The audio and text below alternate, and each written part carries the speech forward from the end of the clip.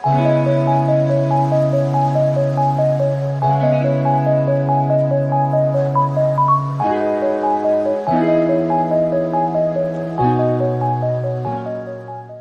friends, welcome back to our channel Learn with Edu Funda. Friends, I'm back with another score booster series for PET. जैसे friends आपको पता है कि हम लोग पिछले कई दिनों से लगभग 1 महीने से ऊपर होने वाले हैं। हम लोग कई सेट ऐसे प्रैक्टिस कर चुके हैं PET के लिए जो स्पेशली डिज़ाइन किया गया है। तो आज उसकी हम लोग अगली क्लास देखने वाले हैं।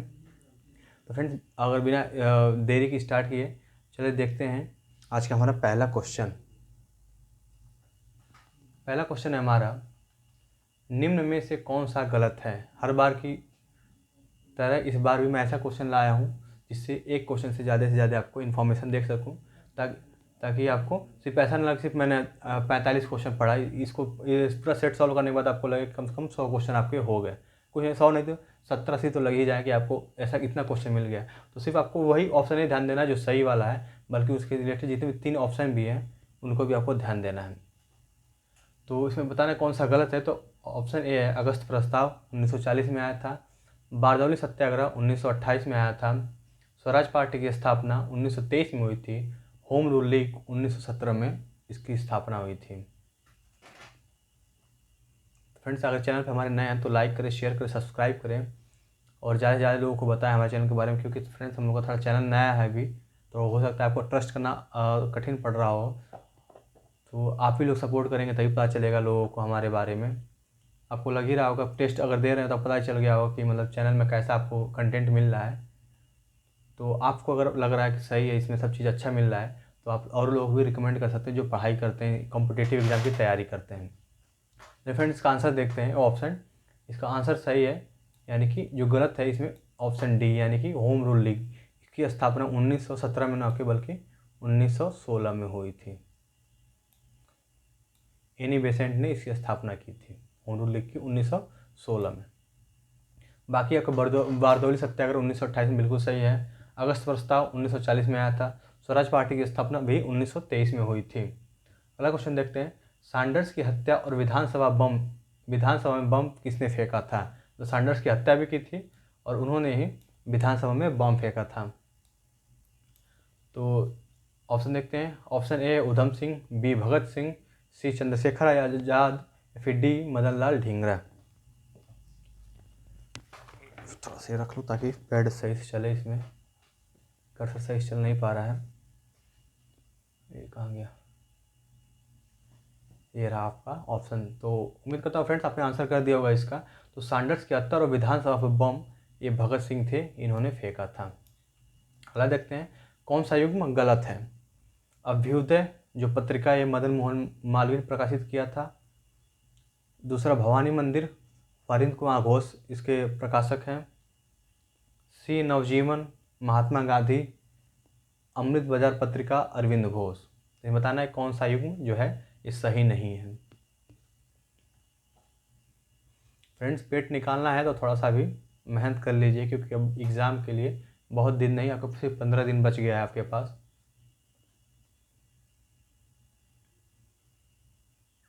15-20 दिन से भी थोड़ा सा कमी है, तो आपको 15 दिन पूरा नहीं लेना, मान लेना है कि 10 दिन और रह गया हमारे पास। तो जितना प्रैक्टिस कर सके क्वेश्चन की, जितना जहाँ से पढ़ सके, जो पढ़ सके, जो आपको बस ध्यान देने वाली बात है कि आप फालतू को नहीं पढ़ेंगे, आप अपना टॉपिक ऐसा निकाल लीजिए सामने अपना सिलेबस, उसी हिसाब से आप जहाँ से भी पढ़ाई करिए उसी को देख के पढ़िए। बाकी जो मैं क्वेश्चन लाता हूँ तो एकदम as it is question based ऐसा ही मिलेंगे आपको, इसी तरह के क्वेश्चन, इतने ही क्वेश्चन मिलेंगे, क्योंकि मैं पूरा सिलेबस देख के ही क्वेश्चन पेपर तैयार करता हूँ। तो ये बताना है कौन सा गलत है। तो अभ्युदय जो है मदन मोहन मालवीय, बिल्कुल सही है। भवानी मंदिर वरिंद्र कुमार घोष द्वारा है, इन्हीं ने निकाला था। नवजीवन महात्मा गांधी का है। अमृत बाजार पत्रिका अरविंद घोष का नहीं है। सॉरी। देखते हैं अगला क्वेश्चन फ्रेंड, कौन सा युग्म गलत है। पहला अधिवेशन कांग्रेस का व्योमेश चंद्र बनर्जी ने किया था, उसका मतलब अध्यक्षता। दूसरा अधिवेशन जो हुआ था उसकी अध्यक्षता जो थी दादा भाई नौरोजी के हाथ में थी। तीसरा जो था बदरुद्दीन तैयबजी था। चौथा अधिवेशन जो था ये रहीमतुल्ला सयानी, मतलब ये अध्यक्ष थे रहीमतुल्ला सयानी। बताना कि कौन सा जो पेयर है ये गलत है, सही मैच नहीं कराया गया है। फ्रेंड थोड़ा कठिन क्वेश्चन ऐसे इसलिए बनाता हूँ ताकि आपको ज़्यादा से ज़्यादा प्रैक्टिस करा सकूँ क्वेश्चंस की, नहीं तो वरना मैं भी ऐसा लिख सकता था कि कौन मतलब चौथा अधिवेशन को चेयर किसने किया था, फिर कौन अध्यक्ष थे, तो बस ऐसा ऑप्शन लिख देता। पर मैं चाहता हूँ कि आपको पढ़ रहे हैं यहाँ से तो कुछ आपको नया मिले और ज़्यादा से ज़्यादा इन्फॉर्मेशन कम क्वेश्चन में ही मिल सके, जैसे गागर में सागर भरना जो कहा जाता है उस तरीके का। तो इसका सही आंसर ऑप्शन डी, यानी कि चौथा अधिवेशन जो था ये रहमतुल्लाह सयानी के हाथ में ना होके जो इसके फाउंडर थे योयुम, क्या नाम था उनका, जॉर्ज यूल, सॉरी योयुम कह रहा हूँ, जॉर्ज यूल जो थे उन्होंने किया था इसका। बाकी जितने भी ऑप्शन हैं, व्योमेश चंद्र बनर्जी बिल्कुल सही है, दूसरा दादा भाई नौरोजी, तीसरा जो है बदरुद्दीन तैयब जी, ये बिल्कुल सही है ऑप्शन। इन्हें बताना है कौन सा गलत है। केसरी और मराठा ये बाल गंगाधर तिलक के पत्रिकाएं थीं। बंग दर्शन गिरीश चंद्र घोष। रस्त गुफ्ता दादा भाई नौरोजी की थी। मिरातुल अखबार राजा राम मोहन राय की थी।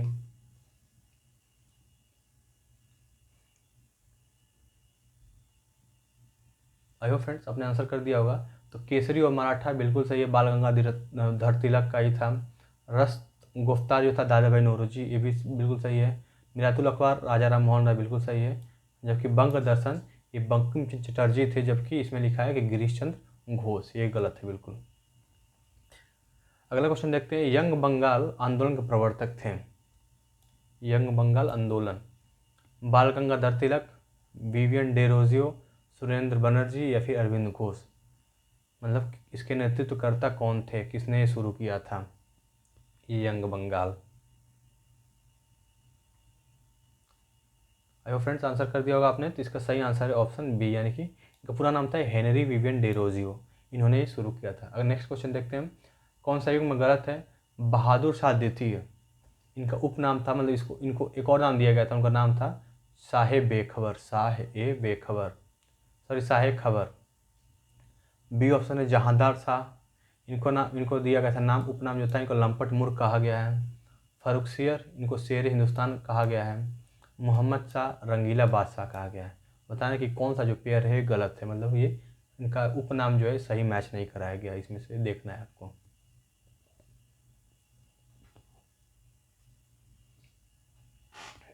तो फ्रेंड्स इसका सही आंसर है ऑप्शन सी, फरुखसियर। फरुखसियर को शेर हिंदुस्तान ना कह के बल्कि इसको कहा गया था घृणित कायर। जबकि यहाँ पे तो मतलब बिल्कुल इसका जैसे विलोम शब्द अगर ढूंढा जाए तो घृणित कायर का ही होगा शेर हिंदुस्तान। तो यही ऑप्शन इसमें से गलत है। बाकी जो थे बहादुर शाह द्वितीय, इनको जफर भी कहा गया है, इन्हीं को शाह खबर कहा गया था। जहांदार था लंपट मूर्ख, मोहम्मद शाह को रंगीला बादशाह। अगला देखते हैं, मुगल कालीन अर्थव्यवस्था का आधार था, जो मुगल कालीन थी अर्थव्यवस्था वो किस पे आधारित था, सोने पे, चांदी पे, तांबा पे या फिर इनमें से कोई नहीं। फ्रेंड का सही आंसर ऑप्शन बी, यानी कि चांदी। अगला देखते हैं, दीवाने मुस्तखराज की स्थापना किसने की थी, अलाउद्दीन खिलजी ने, मोहम्मद बिन तुगलक ने, बलबन ने या फिर फिरोज शाह तुगलक ने। फ्रेंड्स फिरोज शाह इकलौता ऐसा शासक था जिसने ब्राह्मणों पर भी जजिया कर लगा दिया था। मोहम्मद बिन तुगलक हर बार बताता हूँ कि सबसे मध्यकालीन इतिहास का सबसे पढ़ा लिखा और विद्वान व्यक्ति था, पर इसकी थोड़ी किस्मत ख़राब थी और टाइमिंग गलत थी, जिससे जो भी कुछ करता था उसका उल्टा ही, मतलब ये कुछ पॉजिटिव सोच के करता था पर मिलता इसको उसका अपोजिट था बल्कि, और जनता उल्टा इसको गाली देती थी। इसने नहरों का बहुत निर्माण करवाया था। इसने एक विभाग की स्थापना की थी, उसका नाम था अमीर ए कोही, मतलब कृषि के लिए ही बनाया गया था। फिरोज शाह तुगलक ने दीवाने बंदगा शुरू किया था। बलबन ने दीवाने अर्ज शुरू किया था। दीवाने अर्ज मतलब कि जो ये सैनिक वैनिक होते हैं उनके लिए एक विभाग शुरू की गई थी। बाकी जो अब ऑप्शन एक ही बचा, अलाउद्दीन खिलजी, इसने शुरू किया था दीवाने मुस्तखराज, यानी कि वित्त विभाग की स्थापना इसने की थी। अगला देखते हैं क्वेश्चन, सर्वाधिक बुद्ध मूर्तियों का निर्माण किस शैली में किया गया है, मथुरा शैली, गांधार शैली, अफगानी शैली या फिर डी द्रविड़ शैली। सॉरी। तो जो सर्वाधिक बुद्ध मूर्तियां हैं वो गांधार शैली में, जबकि अगर बात की जाए ऐसा माना जाता है कि जो पहली बुद्ध मूर्ति है ये मथुरा शैली में बनाई गई है, लेकिन सर्वाधिक की अगर बात करें तो ये गांधार शैली में बनाया गया है। अगला देखते हैं, किस ग्रह का घनत्व सबसे कम है। अब यहाँ से 5 क्वेश्चन आपको मिलेंगे ज्योग्राफी के। किस ग्रह का घनत्व सबसे कम है, पृथ्वी, बृहस्पति, शनि या फिर बुध। तो फ्रेंड्स सूर्य से जो जितना दूर है उसका घनत्व उतना ही कम है, और जो जितना पास है उसमें घनत्व उतना ही ज़्यादा है। तो सबसे दूर इनमें से अगर देखा जाए तो सबसे दूर इसमें शनि है, तो इसलिए शनि का ग्रह जो है शनि का घनत्व जो है सबसे कम है। शनि एक ऐसा ग्रह है, अगर पानी में इसको डुबो दिया जाए, जैसे एक बॉल होता है पानी में डुबोया जाता है तो तैरता है, तो इसी तरह ये भी तैरेगा, इतना इसका घनत्व कम है। जबकि इन तीनों में बृहस्पति उसके बाद मतलब सबसे कम इसका है, फिर उससे थोड़ा ज़्यादा इसका है, इसी तरह से बढ़ता गया है। अगला देखते हैं, गुटेनबर्ग डिसकंटिन्यूटी मतलब असंबद्धता किन के मध्य पाई जाती है? मेंटल और कोर में पाई जाती है, क्रस्ट और मेंटल में पाई जाती है, क्रस्ट और कोर में पाई जाती है, और इनमें से कोई नहीं। तो पता है फ्रेंड्स 4-5 तरह के डिसकंटिन्यूटी पाई जाती है। तो पूछा गया हमसे जो गुटेनबर्ग के बारे में पूछा गया है, तो इसका सही आंसर है ऑप्शन ए, यानी कि मेंटल और कोर में ये गुटेनबर्ग पाया जाता है। देखते हैं, निम्न में से कर्क रेखा किस राज्य से नहीं गुजरती है? ध्यान देने बात है कि पूछ रहा है किस राज्य से नहीं गुजरती है। फ्रेंड्स आपको पता होगा कि इसके बहुत सारे ट्रिक भी बनाए गए हैं, आप चाहे तो ट्रिक से भी याद कर सकते हैं, चाहे तो आप थोड़ा सा मेहनत करके याद कर सकते हैं। याद करने का तरीका कि जब अगर आप ट्रिक से याद करते तो अच्छा है, वरना आप जिसका पहला लेटर लेके ऐसे जैसे जी ले लिए, आर ले लिए, इनको मिला के कुछ ऐसा वर्ड बना लीजिए ताकि आपको कम से कम ऑप्शन देखते ही समझ में आ जाए। ऐसे याद ना हो लेकिन ऑप्शन देखे समझ में आ जाए कि हाँ ये वाला इसी के मतलब इन्हीं राज्यों से होकर गुजरती है। तो पूछ रहा है यहाँ पे कहाँ से नहीं गुजरती है? गुजरात, राजस्थान, मध्य प्रदेश या फिर झारखंड। इसका सही आंसर है फ्रेंड्स ऑप्शन बी, यानी कि राजस्थान से नहीं गुजरती बल्कि गुजरात, मध्य प्रदेश, झारखंड जैसा पश्चिम बंगाल, त्रिपुरा, मिजोरम इन सबसे गुजरती है। निम्न में से कौन सी नदी गोदावरी की सहायक नदी नहीं है? गोदावरी की सहायक नदी नहीं है। Option A Manjra, B Wardha, सी इंद्रावती या फिर डी घाट प्रभा। फ्रेंड देख रहे हैं कि जैसे जिस तरह से टॉपिक मेंशन किया गया है कि नदी से आएगा, वर्ल्ड ज्योग्राफी से आएगा, मिट्टी से आएगा, तो उसी तरह के उसी पैटर्न पे एकदम समझिए कॉपी किया गया है बस उस क्वेश्चन को उसी पैटर्न के हिसाब से। तो समझ सकते कितना मेहनत किया जा रहा है इसके पीछे, और सिर्फ मेहनत आप ही लोग के लिए किया जाए तो आप भी थोड़ा सा मेहनत करें कि बस वो जो थंब वाला अंगूठा वाला बटन होता है उसे दबा दीजिए और सब्सक्राइब कर लीजिए हमारे चैनल को। और अगर पसंद आए, उम्मीद करता हूँ पसंद तो आएगा ही आपको, क्योंकि आपको दिख ही रहा है कि जो चीज़ें मिले सब सही मिल रही है, एकदम ऑन द वे है, ट्रैक पे चल रहा है सब कुछ। तो उसको शेयर भी करिए, अपने दोस्तों को इस बारे में बताइए। तो अगर बात करें कौन सी सहायक नदी नहीं है, तो वह है आपकी घाट प्रभा। घाट प्रभा कृष्णा की, बाकी मंजरा, वर्धा, इंद्रावती ये सब गोदावरी की सहायक नदियाँ हैं। चाय की खेती के लिए कौन सी मिट्टी उपयुक्त होती है? बात हो रही चाय की खेती। काली मिट्टी, लाल मिट्टी, लेटराइट मिट्टी या फिर जलोढ़ मिट्टी।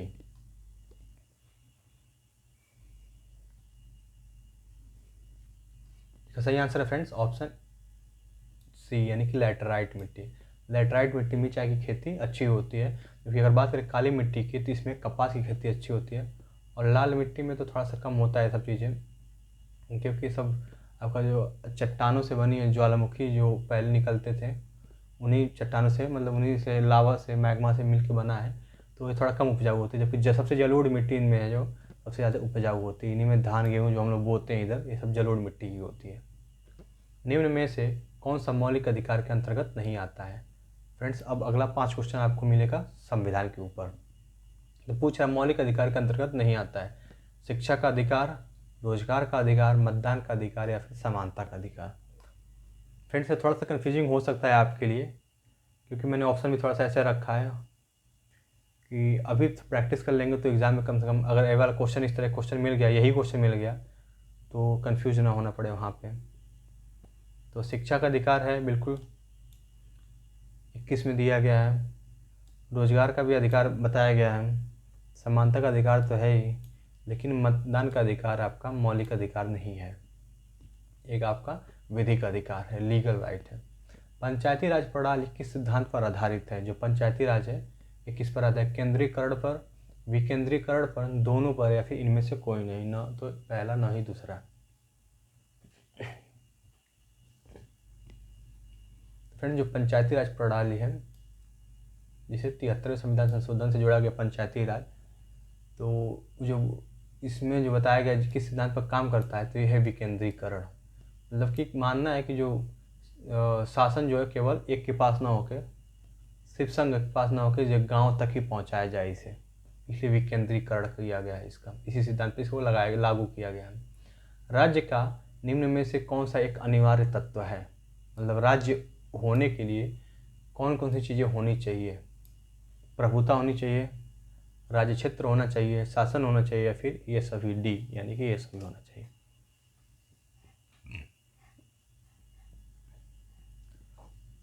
तो फ्रेंड्स, अगर आपके पास राज्य है तो प्रभुता मतलब कि आपके पास पावर होनी चाहिए, अथॉरिटी होनी चाहिए कि मैं डिसीजन खुद ले सकूं। ऐसा नहीं कि सिर्फ नाम का है, आप ही पता चला कि सब नाम आपका हो रहा है और कमांड कोई और दे रहा है आपको।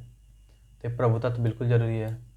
राज्य है तो राज्य क्षेत्र होना चाहिए। पता चला कि एक घर में एक रूम में बस आप बता रहे कि नहीं मैं यहाँ का राजा हूँ, इस रूम का मालिक हूँ, तो उससे कोई मतलब नहीं। तो इसके लिए आपको साम्राज्य चाहिए, तो राज्य क्षेत्र भी जरूरी है। और ये सब होने के लिए, ये सब होगा प्रभुता होगा, राज्य क्षेत्र होगा, तो शासन भी होना चाहिए आपके पास। नहीं तो वही होगा कि सब आपके पास है और आप किसी काम के नहीं है, आपको कोई मतलब अथॉरिटी नहीं है, डिसीजन मेकर आप है ही नहीं, तो क्या मतलब है।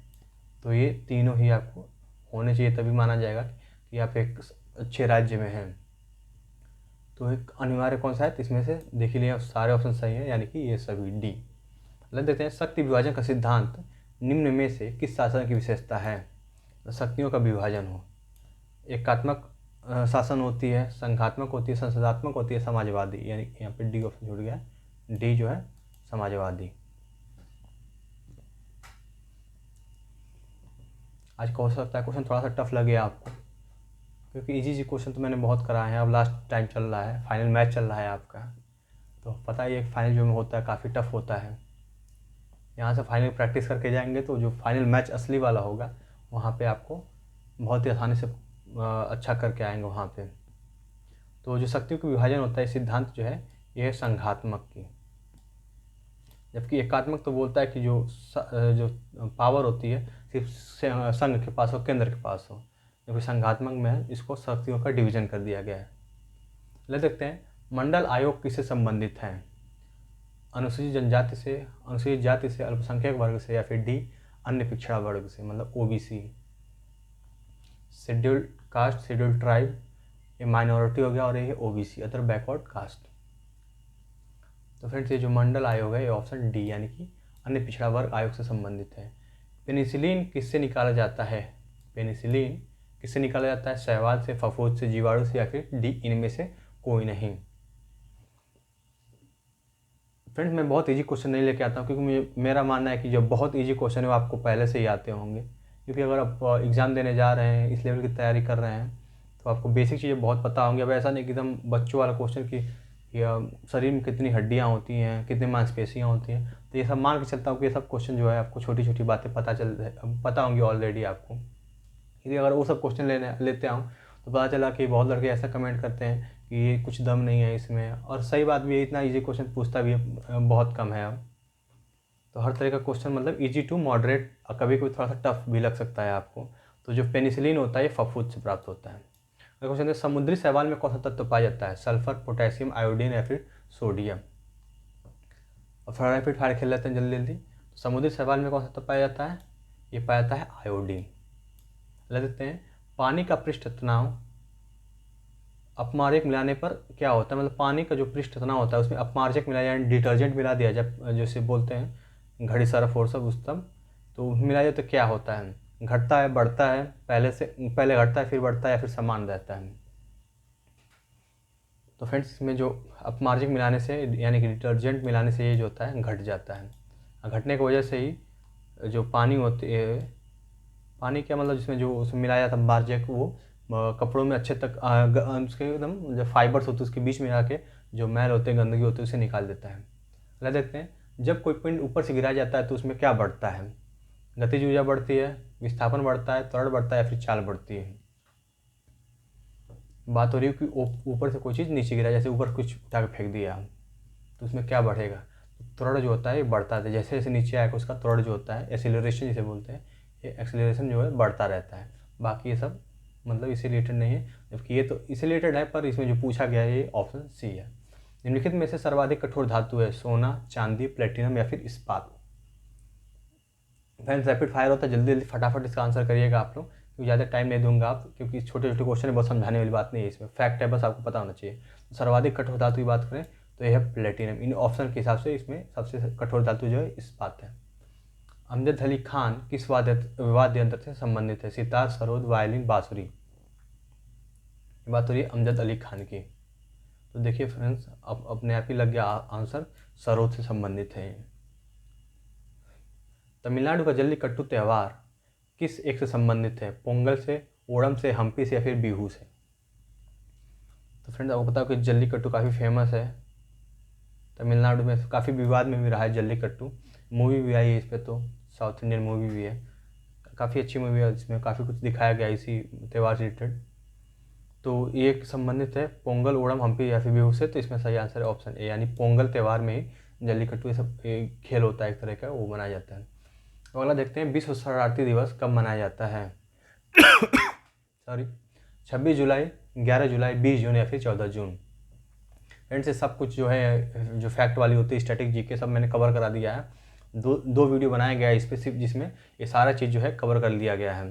जितने भी जो उसमें टॉपिक दिए गए हैं वो सब बताया गया उसमें, तो जाके उसको ज़रूर देखें ताकि आपको समझ में आ सके। और जैसे इससे आपका ये वहाँ से पढ़ लेंगे तो आपको ये सब क्वेश्चन जो है बहुत आसानी से कर लेंगे इसमें। इसी तरह क्वेश्चन मिलेंगे भी एग्जाम में, और ऐसे ही क्वेश्चन मैं लेके आता भी हूँ, तो उसे पढ़ लेंगे तो आसानी से हो जाएगा। तो जो विश्व शरणार्थी दिवस है ये 20 जून को मनाया जाता है, जबकि 14 जून को आपको मनाया जाता है विश्व रक्तदाता दिवस। 11 जुलाई को पता है कि विश्व जनसंख्या दिवस, और 26 जुलाई को आपको मनाया जाता है कारगिल स्मृति दिवस। अलग देखते हैं। अब बात करें, एक होता है 29 जुलाई जो टाइगर्स डे मनाया जाता है। सार्क की स्थापना कब हुई थी? 1967 में, 1985 में, 1966 में या फिर 1949 में।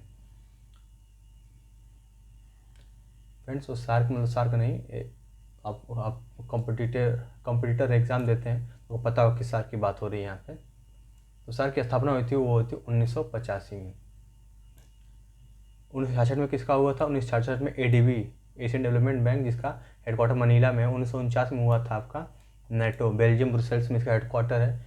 1967 में हुआ था आसियान का, और आसियान का मुख्यालय इंडोनेशिया जकार्ता में है। देखिए अगर सार्क की बात करें तो काठमांडू में इसका पहला हुआ था।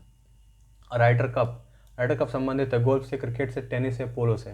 फ्रेंड्स पिछली वीडियो में मैंने बताया था राइडर कप भी, तो अगर आप वीडियो देखे होंगे तो आपको पता होगा कौन से किससे संबंधित है। फ्रेंड्स राइडर कप जो होता है ये गोल्फ से संबंधित होता है, जबकि एक बताया था, और पोलो जो होता है उसमें एक कप होता है एजरा कप, तो पोलो संबंधित है। क्रिकेट का तो बहुत कॉमन होता है, टेनिस में तो पता है ग्रैंड स्लैम होते हैं आपको। कश्मीर की पहली महिला बस चालक कौन बनी है? मतलब पहली महिला बस चालक कश्मीर के। शोएब खान, पूजा देवी, आयशा खान या फिर इनमें से कोई नहीं। तो फ्रेंड इसका सही आंसर है ऑप्शन बी, यानी कि पूजा देवी कश्मीर की पहली बस चालक बनी है। अगला देखते हैं, CBSE जो एग्ज़ाम बोर्ड है, और CBSE ने कौन सा ऐप लॉन्च किया है? दोस्त for life, little Guru app, map my app या फिर डी नन। तो फ्रेंड्स ये तीनों क्वेश्चन मैंने करा चुका हूँ अपने प्रीवियस ईयर की वीडियो में, जो बताया था टॉपिक वाइज है, अब करंट अफेयर से रिलेटेड जो टॉपिक है उनमें करा दिया है। तो ये बहुत इंपॉर्टेंट है, उन्हीं में से छाट के लाता हूँ ताकि आपको प्रैक्टिस भी करा सकूँ MCQ के फॉर्म में। तो फ्रेंड्स CBSE ने दोस्त फॉर लाइफ ऐप लॉन्च किया है, मतलब जो अब वो होते हैं स्टूडेंट और गार्जियन के लिए, उनकी बात तो समझने के लिए, उनका थोड़ा प्रेशर कम करने के लिए। भारत में रक्षा क्षेत्र में सहयोग के लिए पहला साझेदार, यहाँ पे सबसे पहला साझेदार किसे बनाया है? मतलब किसे बनाया गया है? अमेरिका को, श्रीलंका को, सिंगापुर को या फिर अफगानिस्तान को।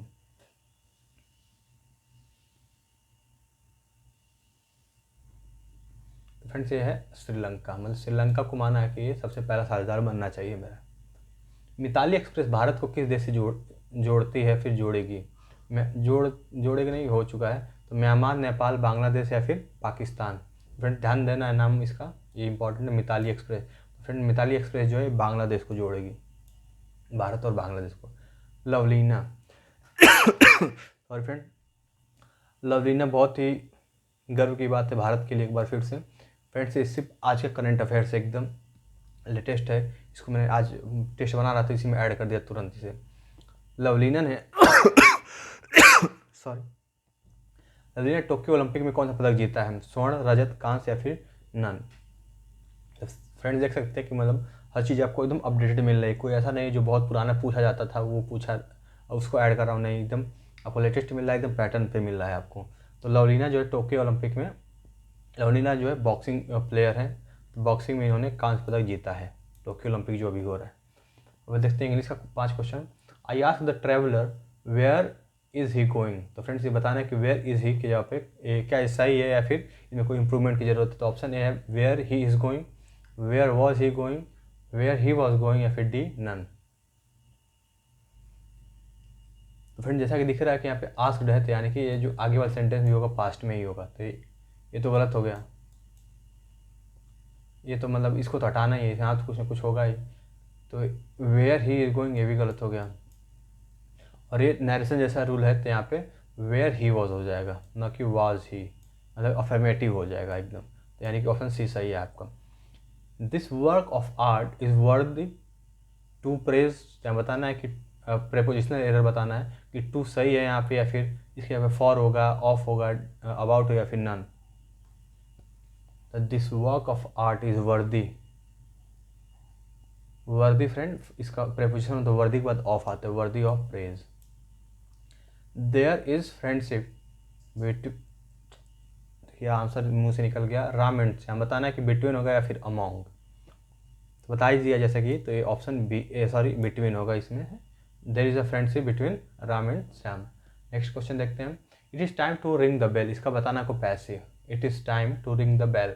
Option A it is time for bell to be rung, it is time for the bell to ring, it is time the bell rings, it is time the bell rings.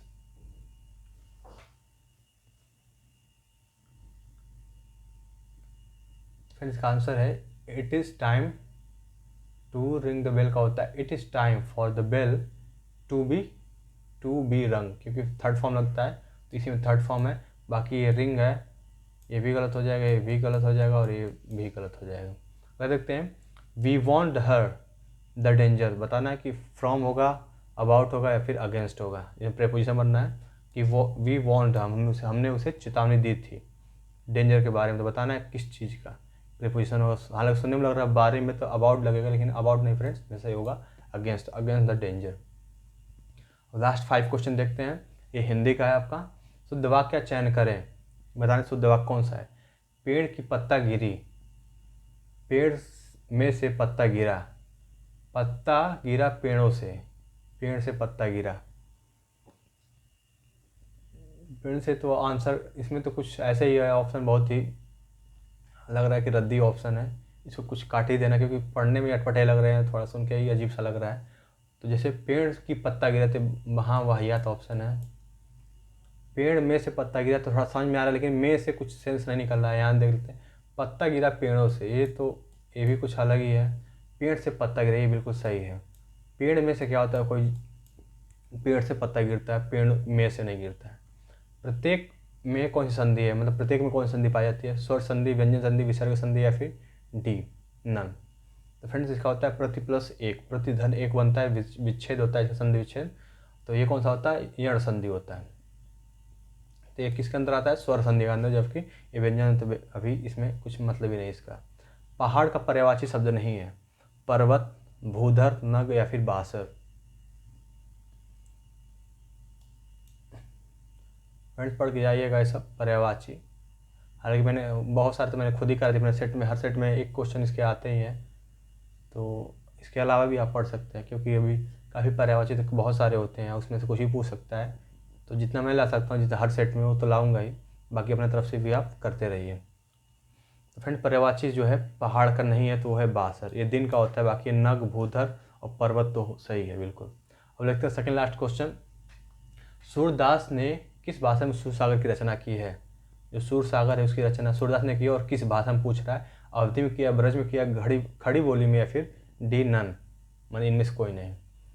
Friends उम्मीद करता हूँ कि आपने test पूरा दिया होगा, और अपना स्कोर जरूर कमेंट बॉक्स में बताएं, ताकि हमको पता चल सके कि आपका स्कोर कैसा रहा, कहाँ तक आप पहुँच पाए हैं, कितना मेहनत की ज़रूरत है। कुछ पर्सनल एडवाइस भी आपको चाहिए तो आप हमें उसमें चैनल फेसबुक पर आईडी बन चुकी है इसकी, लर्न विथ एडू फंडा, उस पर ज्वाइन कर सकते हैं। कुछ आपकी पर्सनल क्वारीज भी होगी या फिर कुछ आपको सजेशन चाहिए तो भी बता दिया जाएगा आपको।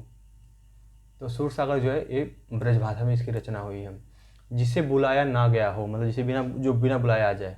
अतिथि, अभ्यागत, अनाहुत या फिर डी रिश्तेदार। तो फ्रेंड्स ये लास्ट क्वेश्चन है आज का। अच्छे से करिए, मैं उम्मीद करता हूँ कि क्वेश्चन आपके बहुत अच्छे से गए होंगे सारे। कमेंट में जरूर बताएं अपना स्कोर, और इसका पीडीएफ लेने के लिए हमारे चैनल को ज्वाइन करते हैं जिसका नाम है लर्न विथ एडू फंडा।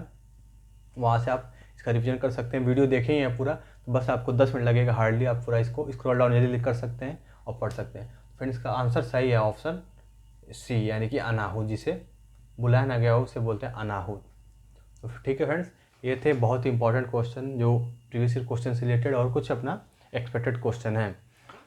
तो मिलते हैं फ्रेंड्स आपसे अगली वीडियो में। तब तक के लिए पढ़ाई करिए और मज़े से रहिए। वीडियो को लाइक करें, शेयर करें, सब्सक्राइब करें और ज़्यादा से ज़्यादा इसे लव और सपोर्ट दें, लोगों को पहुंचाएं और बताएं कि चैनल कैसा है, और अपना पर्सनल एक्सपीरियंस जो है आपका, जैसे इस चैनल के जुड़ने के बाद लग रहा है, वो बताएं लोगों को। चलिए फ्रेंड, थैंक यू।